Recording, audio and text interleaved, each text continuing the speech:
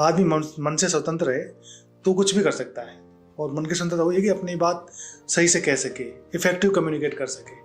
तो effective communication, freedom और एक रेस्पॉन्सिबल बिहेवियर, वो अगर इंसान अपना अपनाएगा और परिवार अपनाएगा तो ये समाज भी अच्छा रहेगा और खुशहाल रहेगा और समृद्धि करेगा।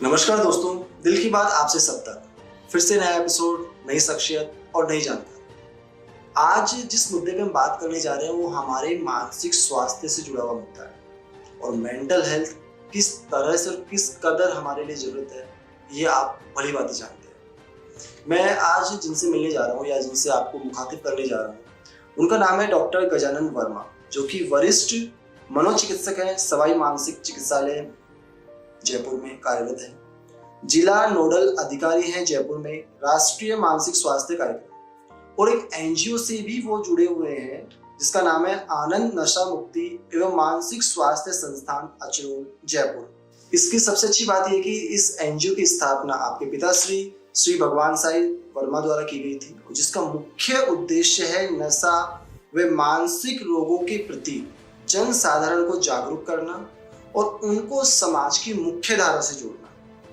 मैं सबसे पहले स्वागत करना चाहूँगा सर आपका इस कार्यक्रम के अंदर। नमस्कार सर। और सर, वाकई में जो काम आप कर रहे हैं, मुझे नहीं लगता कि इस तरह के कार्य को करने के बाद में किसी को भी मेंटल हेल्थ को लेकर टेंशन करने की जरूरत है, बिकॉज आप जिस मुद्दे पर काम कर रहे हैं उसकी आज के दौर में तो सबसे ज्यादा जरूरत है। यहाँ सर एक सवाल जो मैं आपसे पूछना चाहूँगा सबसे पहले, कि जो एनजीओ जिसके बैनर में आप कार्य कर रहे हैं, जिसका मुख्य उद्देश्य भी है कि मानसिक स्वास्थ्य और नशा पे आप काम कर रहे हैं, तो ये जो नशा है, आपके अनुभव के दौरान, आपके कार्य के दौरान आपको क्या महसूस हुआ कि नई जनरेशन या जो भी व्यक्ति उस नशे की गिरफ्त में क्यों आता है? बहुत बढ़िया सवाल किया आपने सर। देखो बहन, जो अपन बात करें वो करेंगे टोटल मानसिक स्वास्थ्य की जी। और नशा कोई अलग नहीं है। जब एक साइकेट्री में हम पढ़ते हैं तो एक चैप्टर है कि सब बीमारियों में एक मानसिक बीमारियां जितनी हैं उनमें एक नशा एक पार्ट है। तो 10% जो मानसिक बीमारियां हैं वो नशे की वजह से होती है। मतलब एक जो ICD होती है, हमारी एक किताब होती है, इंटरनेशनल क्लासिफिकेशन ऑफ डिजीजेज, तो उसमें 10 बीमारियां केवल नशे के द्वारा होती है, वो पढ़ाया गया जाता है हमको। तो मैं तो इसको अलग से नहीं मानता। मैं तो मानता हूँ कि ये भी एक रोग है, जैसे अन्य मानसिक रोग है वैसे नशा भी एक मानसिक रोग है। इसका भी अलग अलग कैटेगराइज कर रखे हैं, जैसे किसी का एल्कोहल से संबंधित, ओपियम से संबंधित, कैनाबिस से संबंधित, फिर इनहेलेंट जो नशा है वो है, इसके अलावा कोकेन है, उसके अलावा टोबैको भी एक नशे में आता है, इसके अलावा अन्य नशे की गोलियाँ, दवाइयाँ, उसका नशा। तो ये इनसे संबंधित जो यूज, मिसयूज, अब्यूज और वो होने के बाद जो रोग होता है, तो वो रोग मानसिक रोग की कैटेगरी में आता है। तो ये कोई अलग चीज़ नहीं है कि सब नशा और मानसिक स्वास्थ्य में ही नशे की बीमारियां होती है। तो अब ये डिपेंडेंस का पार्ट कहेंगे वो अलग चीज़ है, क्योंकि नशा लीगल भी अवेलेबल है, इलीगल भी खूब मिलता है, लेकिन नशे के जो दुष्प्रभाव होते हैं वो दोनों से होते हैं, लीगल से भी होते हैं, इलीगल से भी होते हैं। और नशे के पदार्थ किसे कहेंगे?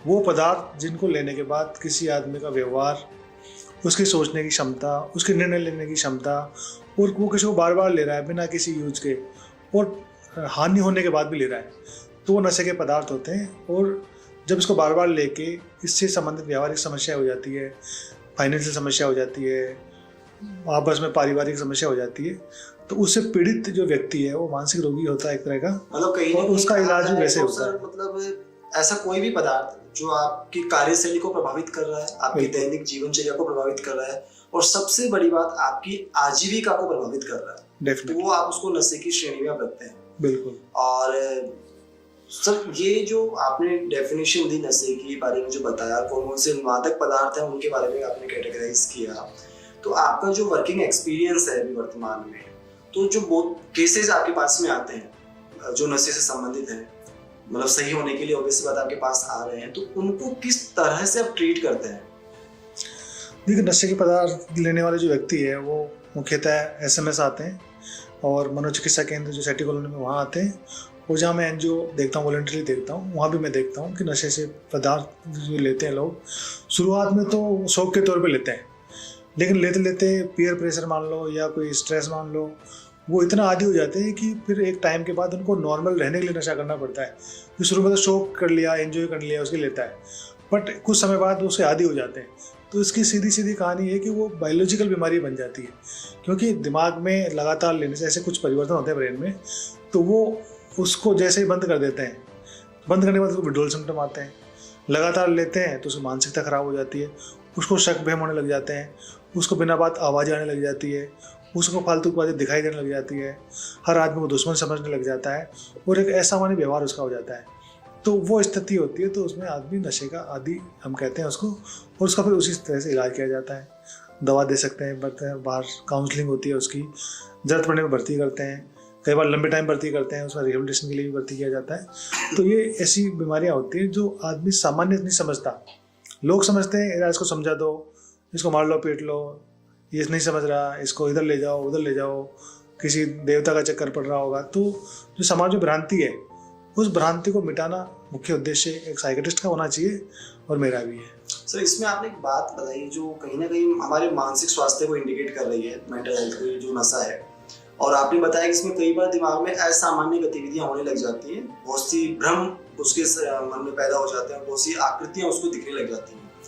तो ये जो स्थिति पैदा हुई नशे की वजह से, तो क्या जो नशा जो भी व्यक्ति है, एक्स व्यक्ति जो भी नशा कर रहा है पारिवारिक जीवन से या दुखी होकर या व्यवसायिक जीवन से दुखी होकर, तो नशे की श्रेणी में जब वो गया, तो उस दौर में फर्स्ट स्टेप जब उसने उठाया उस नशे के लिए कि आप मुझे इस नशे में जाना चाहिए, उस समस्या से दूर अपने आप को करने के लिए, तो वो जो एनवायरनमेंट उसके आसपास क्रिएट होता है, जो सिचुएशन उसके आसपास क्रिएट होती है जिसकी वजह से वो नशे में जा रहा है, तो ऐसी कौन कौन सी सिचुएशंस हो सकती हैं जब इंसान इस नशे की गिरफ्त में धीरे धीरे जाने लगता है?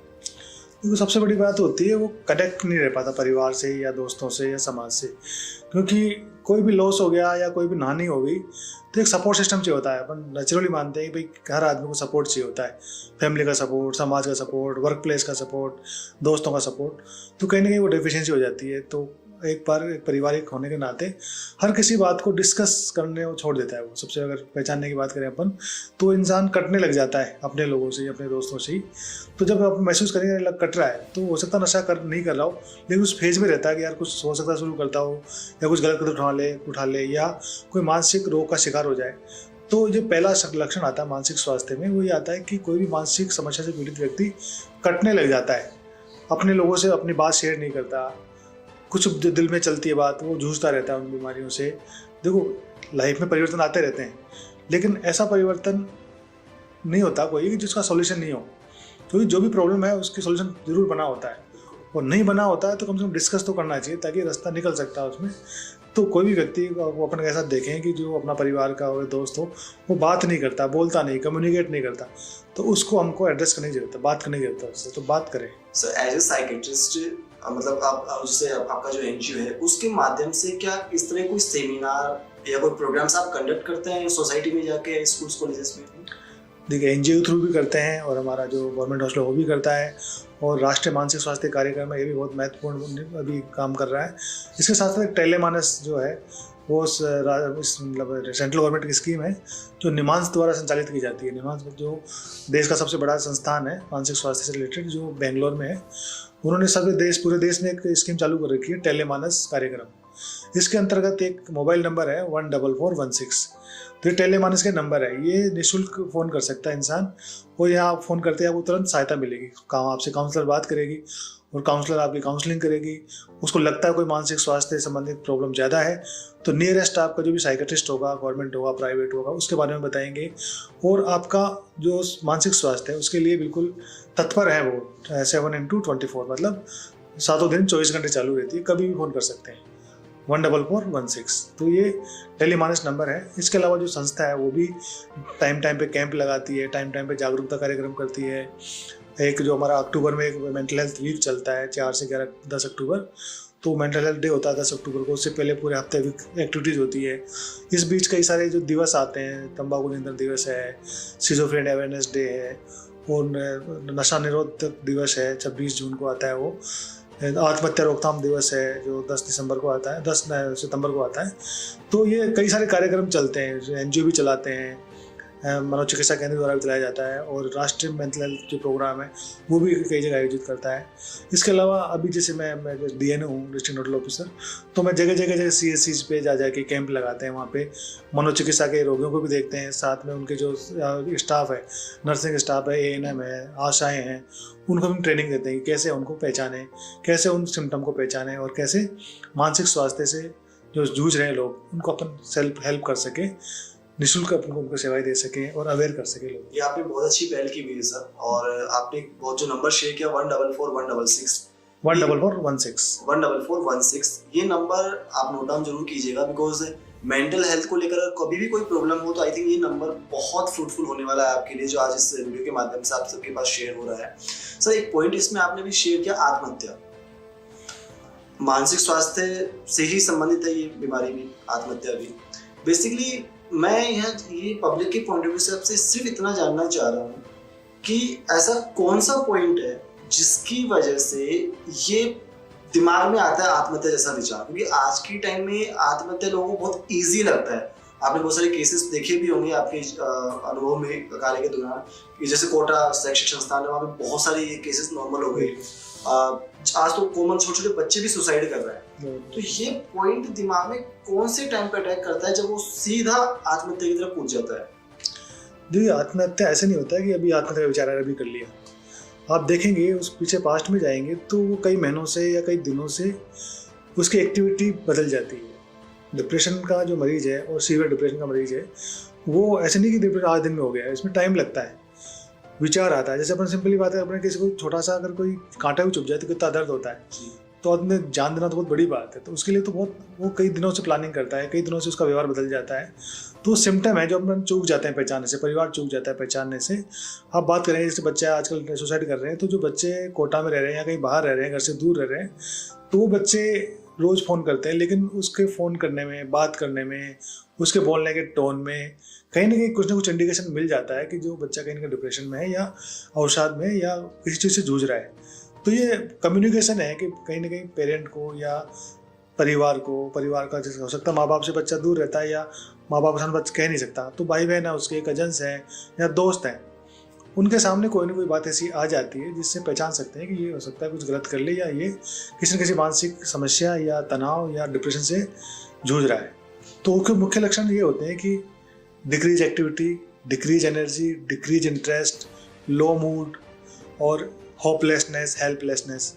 ये जो सिम्टम्स है ये दिख जाते हैं किसी न किसी तरीके से। तो अपन ऐसा कोई व्यक्ति या अपना कोई भी इंसान अपने को ये समस्या से जूझ रहा हो या उसमें ऐसे लक्षण मिले तो हमको पहचानना चाहिए, उससे बात करने की कोशिश करनी चाहिए और मनोचिकित्सक से हेल्प ले सकते हैं, काउंसलर से हेल्प ले सकते हैं, उसका इलाज कर सकते हैं और उसकी जान बचा सकते हैं। सर एक छोटा सा मेरा सजेशन कह सकते हैं या मतलब रिक्वेस्ट कह सकते हैं कि क्या कोई ऐसा प्रोजेक्ट हम ला सकते हैं शिक्षा के क्षेत्र में कि काउंसलिंग या मनोचिकित्सक का वहाँ होना एक तरह से कंपल्सरी हो जाए ताकि आत्महत्या काफ़ी हद तक रुक जाए? देखिए, आपकी बात सही है लेकिन प्रैक्टिकल नहीं है, क्योंकि मनोचिकित्सक ऐसे बैठ नहीं सकता। बात है कि परिवार अपना संवाद बढ़ाए, मुख्य बात ये जिम्मेदारी परिवारों को लेनी पड़ेगी, समाज को लेनी पड़ेगी। एक अकेला चिकित्सक कुछ नहीं कर सकता, सरकार अकेली कुछ नहीं कर सकती। तो परिवार का अपना सदस्य है, अपना बच्चा है। जब हम कहते हैं कि कोई बच्चा मोटरसाइकिल गलत चला रहा है और उसका एक्सीडेंट हो जाता है, तब उसका इलाज कराते हैं। पहले बात सोचते हैं कि यार ये मोटरसाइकिल गलत चला रहा है, पहले उसका इलाज कराते हैं। तो वो सिम्टम पहचानना चाहिए। सिम्टम थोड़ा टिपिकल है लेकिन वो दिख जाते हैं। अगर थोड़ा सा देखेंगे ना कि बच्चा बात नहीं कर रहा, संवाद नहीं कर रहा, बोल नहीं रहा या ऐसा मन उसका व्यवहार दिख रहा है, दिखने में आ रहा है और हम इफेक्टिव कम्युनिकेशन नहीं कर पा रहे हैं, तो कम्युनिकेशन में भी जो बड़ी चीज़ आई है भी जो मेन है वो है मोबाइल का। आजकल जो ज़्यादा यूज़ कर रहे हैं, इंटरनेट का ज़्यादा यूज़ कर रहे हैं, तो बच्चे का तनाव बढ़ रहा है उससे। क्योंकि एक लिमिट तक तो ठीक है वो अपना यूज आ रही है, लेकिन एक लिमिट से ज़्यादा अगर इसको यूज़ कर रहा है तो बच्चा कट रहा है। माँ बाप सोच रहे पढ़ाई कर रहा है उसमें, लेकिन वो अपना एकाकीपन उसमें बिता रहा है। और जो रियल कम्युनिकेशन होना चाहिए, अपन बैठ के बात कर रहे हैं तो मेरे हाव भी आप समझ रहे हो, मैं दुखी हूँ या खुश हूँ वो भी देख पा रहे हो, लेकिन मोबाइल में कुछ नहीं देख पा रहे हो आप। मैंने लिख दिया ये तो उसमें माँ बाप भी प्रॉपरली कम्युनिकेट नहीं कर पा रहे, उसका सर्किल मतलब एक फॉल्स सर्किल है उसका, जो उसको कभी हेल्प नहीं कर पाता। तो रियल वर्ल्ड से जुड़े हो, रियल जो लोगों से बात करें। देखा जाए तो सर हमारे बीच जो कम्युनिकेशन गैप आया है डेफिनेटली वो मोस्टली इन समस्याओं का जिम्मेदार हम उसको कह सकते हैं। चाहे आप सहारे के रूप में आप मोबाइल को यूज कर रहे हैं या अपने आप आगे एकाकी जीवन जी रहे हैं, तो मतलब गैप हमने क्रिएट कर दिया है, कम्युनिकेट हम एक दूसरे से नहीं कर पा रहे हैं और शायद इसी वजह से आत्महत्या जैसे गंभीर चीजें हमारे सामने आ रही हैं। सर आपने इतनी अच्छी जानकारी मतलब शॉर्ट एंड स्वीट शब्दों में बहुत प्यारे तरीके से आपने बताई, मुझे लगता है व्यूअर्स को समझ में आई होगी और कॉन्सेप्ट आई थिंक आपके दिमाग में क्लियर होगा। आपने इतना कीमती समय दिया सर, इसके लिए बहुत बहुत धन्यवाद। और जैसे कि हमारे कार्यक्रम का उसूल है सर कि हमारे जो भी गेस्ट होते हैं एक अच्छा सा प्यारा सा संदेश हमारे परिवार, समाज और राष्ट्र के नाम आप डेडिकेट जरूर करें। देखिए मेरा संदेश तो ये रहेगा, मैं बाबा साहब को फॉलो करता हूँ, तो ये है कि मेन जो चीज़ होती है वो मन की स्वतंत्रता होती है। आदमी मन से स्वतंत्र है तो कुछ भी कर सकता है, और मन की स्वतंत्रता हुई है कि अपनी बात सही से कह सके, इफेक्टिव कम्युनिकेट कर सके। तो इफेक्टिव कम्युनिकेशन, फ्रीडम और एक रेस्पॉन्सिबल बिहेवियर, वो अगर इंसान अपना अपनाएगा और परिवार अपनाएगा तो ये समाज भी अच्छा रहेगा और खुशहाल रहेगा और समृद्धि करेगा। मन के हारे हार है, मन के जीते जीत, और हमें मन पर ही सबसे ज़्यादा काम करना है, जैसे कि आपके द्वारा, सर के द्वारा ये जानकारी दी गई। और मुझे लगता है कि आपके जीवन में बहुत सारे परिवर्तन आने वाले हैं और इस कार्यक्रम से आपको जो भी जानकारी प्राप्त हुई है उसे आप अपने जीवन में जरूर अप्लाई करेंगे और हमारे बीच में जो अनचाहा कम्युनिकेशन गैप पैदा हुआ है इसको हम खत्म करने की कोशिश करेंगे धीरे धीरे। सर बहुत बहुत धन्यवाद आपका, आपने इतना कीमती समय दिया हमें। और फिर मिलेंगे नए एपिसोड में नई शख्सियत के साथ, नई जानकारी के साथ। दिल की बात आपसे सब तक।